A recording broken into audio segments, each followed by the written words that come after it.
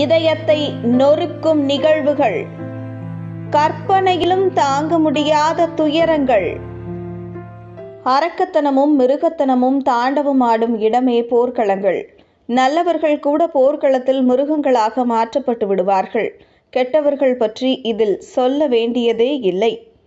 கேளிக்கைகளிலும் பொழுதுபோக்கிலும் ஒரு தரப்பு மக்கள் மூழ்கியுள்ளனர். இந்த 21ஆம் நூற்றாண்டில்தான் இதே உலகத்தில் ஒரு பகுதியில் நடைபெற்று வரும் அரக்கத்தனம் சாதாரண மனிதர்களின் கற்பனைகளுக்கும் அப்பாற்பட்டது. அப்படி காசாவில் இஸ்ரேல் நடத்திய சில கொடூரங்கள் மனித குலத்தை வெட்கி தலை குனிய வைக்கும் வகையில் உள்ளது. அவற்றை பார்க்கலாம். வடக்கு காசாவின் பெய்ட் லஹியா நகரில் பாலஸ்தீனியர்களை பிடித்துச் சென்று தெருவில் நிற்க வைத்து இஸ்ரேல் ராணுவம் சுட்டுக் கொன்று உடல்களை அங்கேயே போட்டுள்ளது. நாய்கள் கடித்து குதறிய நிலையில் பல நாட்களாக உடல்கள் அங்கேயே கிடந்ததால் அழுகிய நிலைக்கு மாறியதாக அதனை மீட்ட காசா சுகாதாரத்துறை தெரிவித்துள்ளது. உயிருடன் இருப்பவர்களை கொல்வது ஒருபுறம் என்றால், இறந்து புதைந்தவர்களின் உடல்களை தேடி எடுத்து திருடிச் சென்றுள்ளது இஸ்ரேல். இது வெளியே தெரியாமல் இருந்து சுமார் 12 கல்லறைகளை வெடிகுண்டுகளை பயன்படுத்தியும் புல்டோசர்களை கொண்டும் தோண்டியும் அழித்துள்ளது இஸ்ரேல். தோண்டும் போது மேலே வரும் உடல்களை மீண்டும் புல்டோசரை ஏற்றி சிதைத்துள்ளது. இதில் உடல் பாகங்கள் அடக்க தலங்களில் சிதறி கிடந்துள்ளன. ஜபாலியாவில் உள்ள அல் ஃபலூஜா பள்ளிக்கூடத்திற்குள் புகுந்த இஸ்ரேலியர்கள் அங்கு தஞ்சம் அடைந்திருந்தவர்களில் ஆண்களை மட்டும் பிடித்து சென்று அவர்களது குடும்பத்தினர் முன்னிலையிலேயே சரமாரியாக சுட்டுக் கொன்று பெண்களை கடத்தி சென்றுள்ளனர்.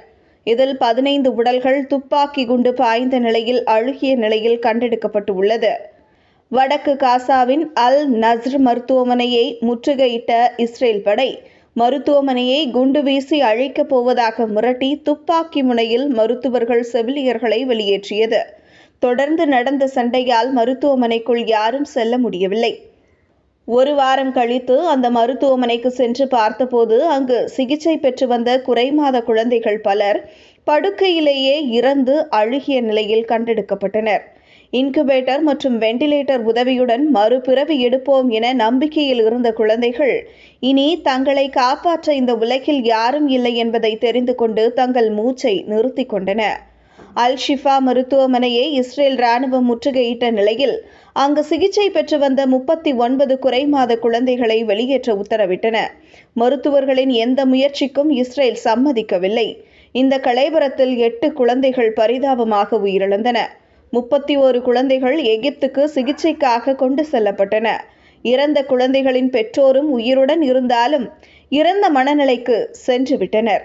வடக்கு காசாவின் கமால் அத்வான் மருத்துவமனையில் தஞ்சமடைந்தவர்களை அங்கிருந்து வெளியேற்ற உத்தரவிட்ட இஸ்ரேல் திடீரென புல்டோசர்களை கொண்டு கூடாரங்களை இடிக்க ஆரம்பித்தது.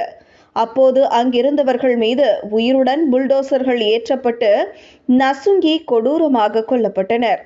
இஸ்ரேல் சிறையில் அடைக்கப்பட்ட பாலஸ்தீனிய பெண்கள், சிறுமிகள் பலாத்காரம் செய்யப்பட்டு அதனை வீடியோ மற்றும் புகைப்படம் எடுத்து இஸ்ரேலுக்கு உளவு பார்த்து தகவல் சொல்லாவிட்டால் அந்த படங்களை வெளியிடுவோம் என மிரட்டி உள்ளனர் இஸ்ரேல் சிறைத்துறையினர்.